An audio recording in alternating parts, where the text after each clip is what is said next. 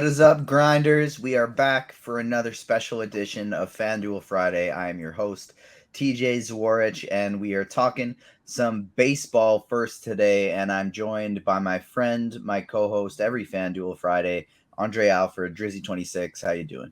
Doing pretty good over here. Just normal wedding planning, working, but trying to hopefully make some people some money and get rich today. Yeah, so last night we had a bit of a weird kind of late boring slate on FanDuel. I profited, so I won't complain too much, but it was Otani, Radon, or nothing else. And today we got a lot of great pitching options up top. We got Corbin Burns in a great matchup against Miami. We got Jacob DeGrom in a tougher but still high strikeout matchup against Atlanta. And then some other options up top, like Darvish in a good matchup, Logan Gilbert's in a good matchup, Jack Flaherty, nice and cheap. What do you think about today's slate? We got a big 13 game slate on FanDuel today. And so we got lots of options, but I think we're going to need a big score out of our pitcher to do some damage today. What are you thinking? Oh yeah, definitely for sure. And to me, there's no way to get around it. Even though there is a lot of great options, and I understand the value and wanted to go with those. To me, I think it's either Burns or DeGrom here in this spot. I don't see a way around it. I guess you can go maybe you if you want, you Darvish if you want to, but because I think he can get close with just because of the match was because of the matchup against the Chicago White Sox, and they have been horrible this year. But still, nonetheless, I just think DeGrom and Corbin Burns are just two pitchers that stand out and are the best pitchers on this slate. And for that reason, like we know Atlanta, they have a high. Well, their strikeout rate started off high at the beginning of the season. It's come down a little bit, but they're a patient team, but they can still strike out a lot. And DeGrom is just, to me, when he's healthy, the best pitcher in baseball, probably ever. So I think you can't just not go with him. And Corbin Burns, though, he just gets a matchup against Miami, who obviously is not a good team this year. Well, this year in general, but also they have a lot of strikeout in their lineup too as well. So those two are to me the clear options, and I don't think I would want to go anywhere else on FanDuel. Yeah, and so the thing it's not that I disagree with you, but just to kind of play devil's advocate and cover a few bases, I think somebody we have to talk about is Jack Flaherty. He's $7,900. He's trying to get a spot in the postseason rotation for St. Louis here. And if we look at his game log, he came back from injury this year and really, really struggled. And then finally, last game, he really put things together.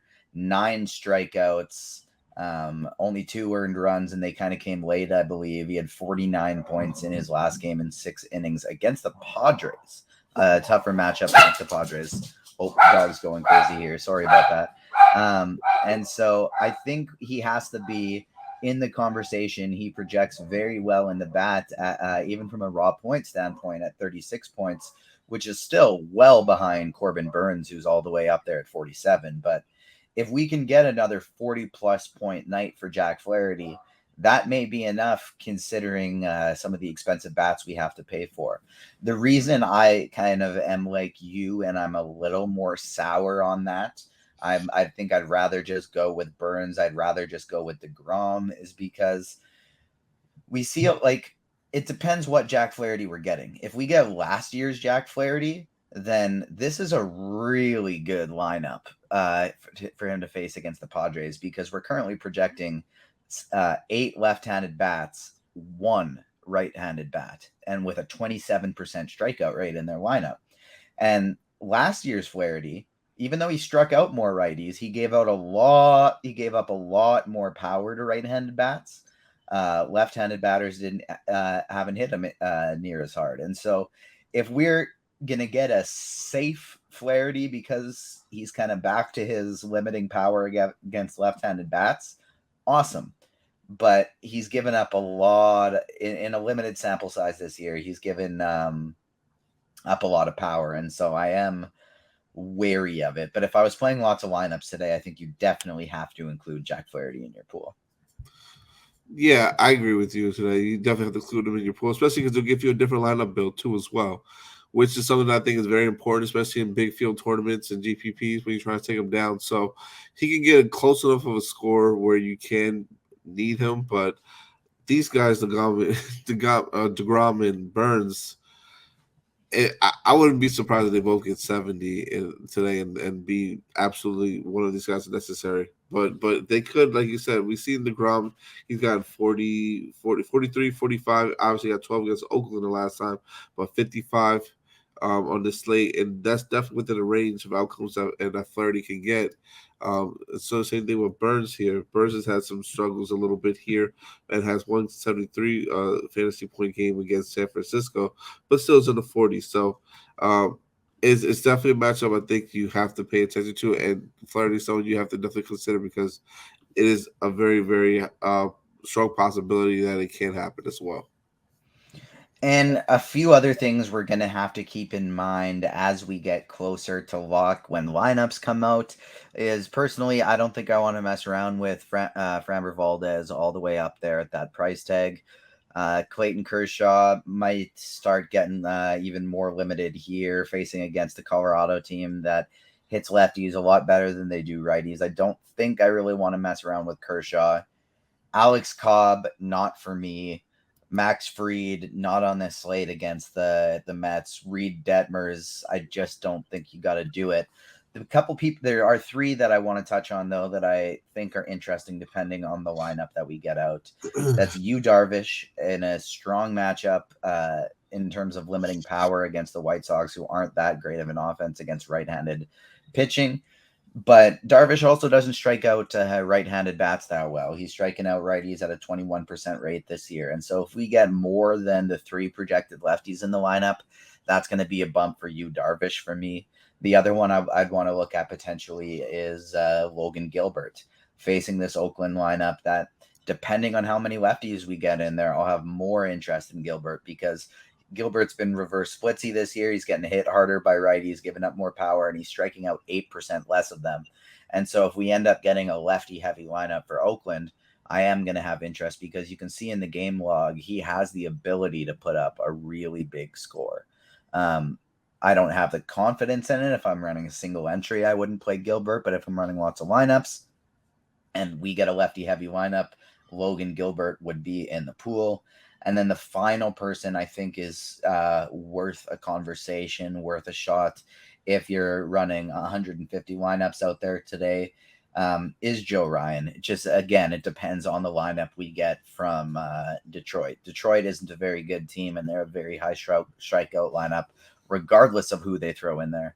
But the more righties we get, the better. Right now, we're only projecting 3 in the lineup, and Joe Ryan only strikes out 19% of left-handed bats, but he strikes out 30% of right-handed bats. And so if you get a right-handed heavy lineup, this is all of a sudden as high ceiling of a matchup as anyone else on the slate.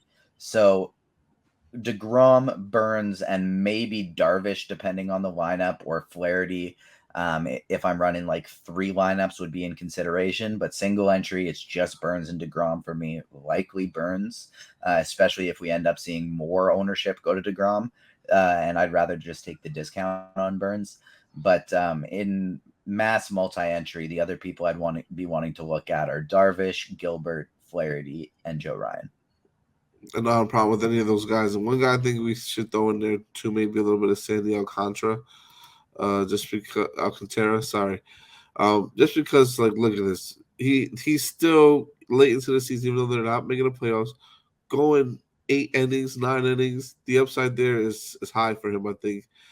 Even with that, to get a high score here and some strikeouts. So if he's going to continue to pitch like that, and Miami's going to let him go like that, then I think I have a little bit of interest in him because I think he could definitely get to some strikeouts here in this matchup against Milwaukee.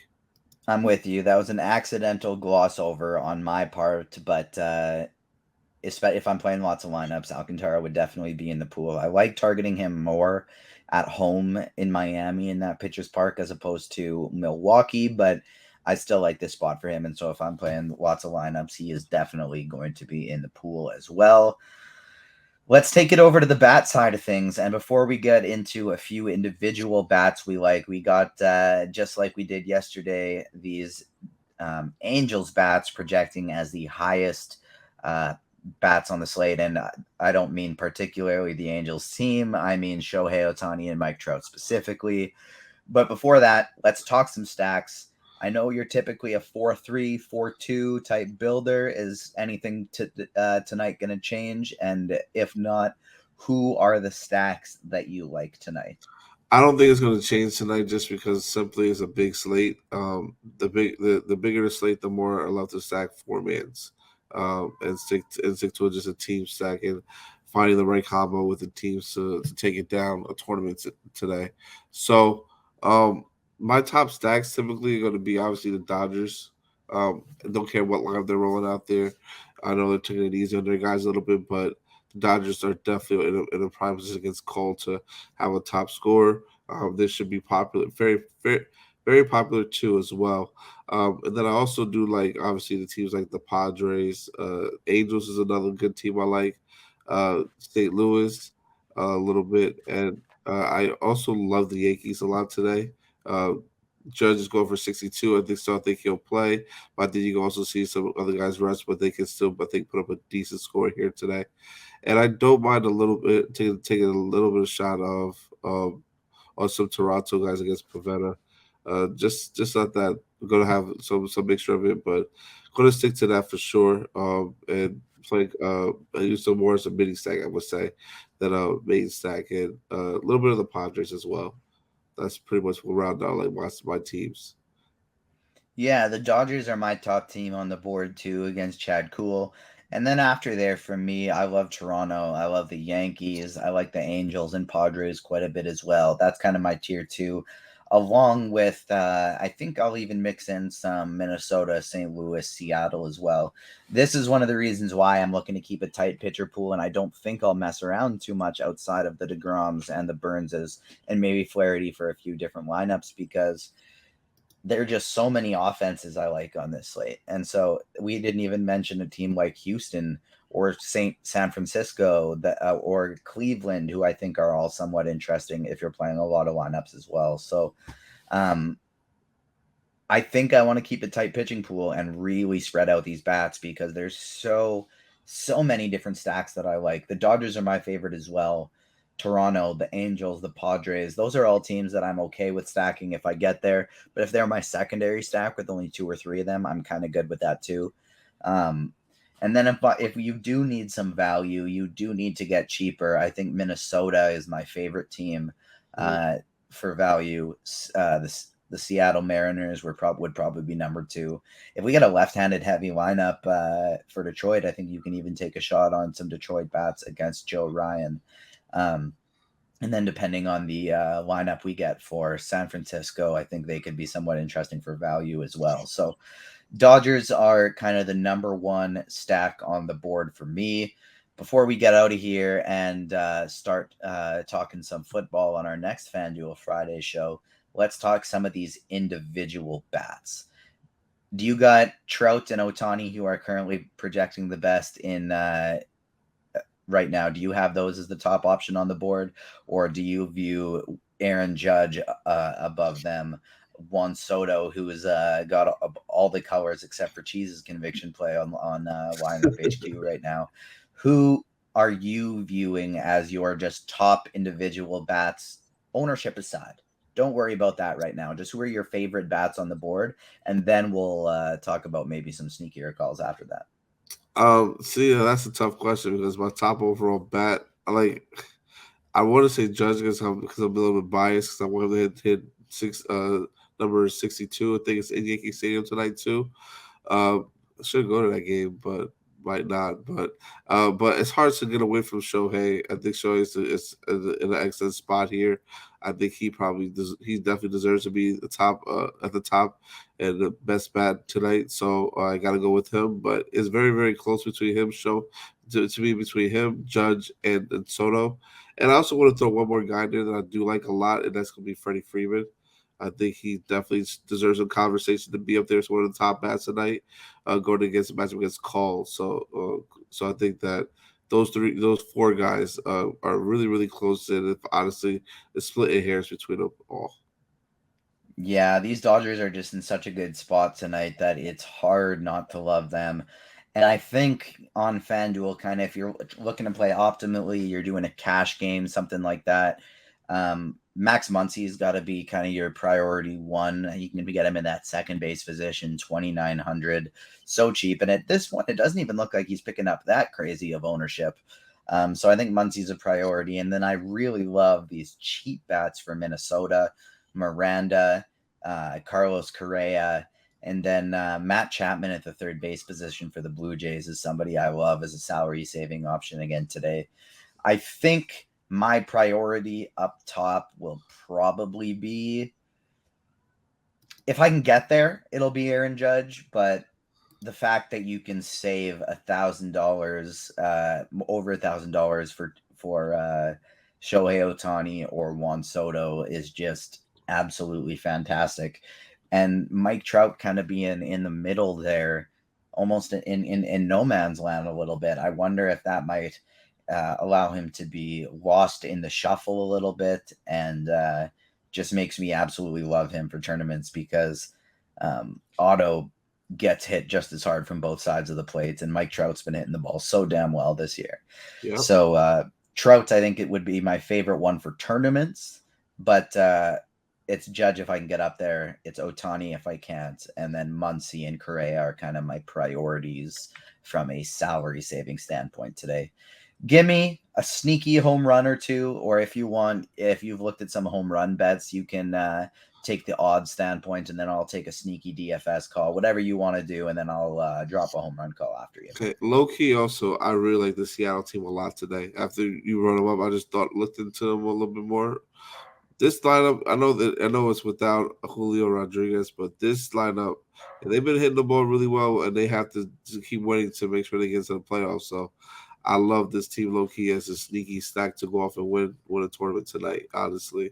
And my home run call is actually going to come from this game in particular. And I'm going to go with a guy who I think he homered last night. I think he's going to go back to back and go with Mitch Haniger. Yeah, he double donged last night, actually.